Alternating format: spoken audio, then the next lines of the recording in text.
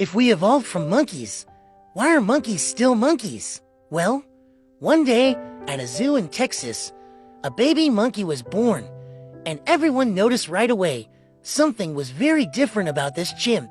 He had less hair and had very human-looking features, and was more interested in the meaning of life outside these walls, rather than playing with other chimps.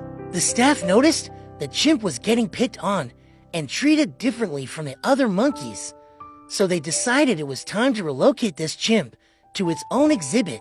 But he looked more sad than interesting for the zoo, because people would point and laugh like he was a circus animal, rather than a kind soul. From then on, the chimp would start making plans of escape. During feeding time, the chimp would scoot the bowl further and further into its exhibit, so the staff would have to reach in further. The chimp wasted no time and pulled the zoo staff's arm in and bolted through the door, slamming it shut. Then, the chimp started to panic. Not knowing where to go next, the chimp found some clothes and disguised himself as a human and got lost in the crowd.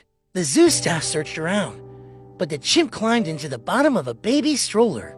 Now, the chimp had to wait out the family's time at the zoo and grew tired and fell asleep.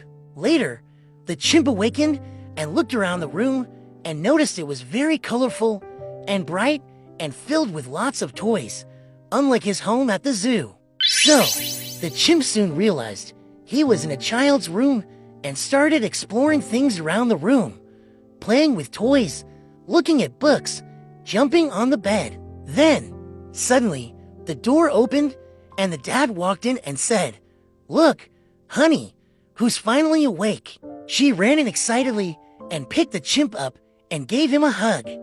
And he never felt that before and felt an overwhelming feeling that something wasn't right and started freaking out and destroyed the row. But the dad grabbed the chimp and held him and read a story to him and made him feel safe. And they grew a bond together.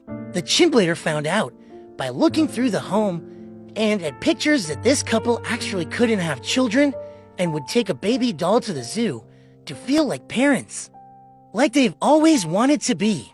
The chimp and the family all agreed this was destiny. They taught the chimp to speak, write, proper etiquette, and even play baseball.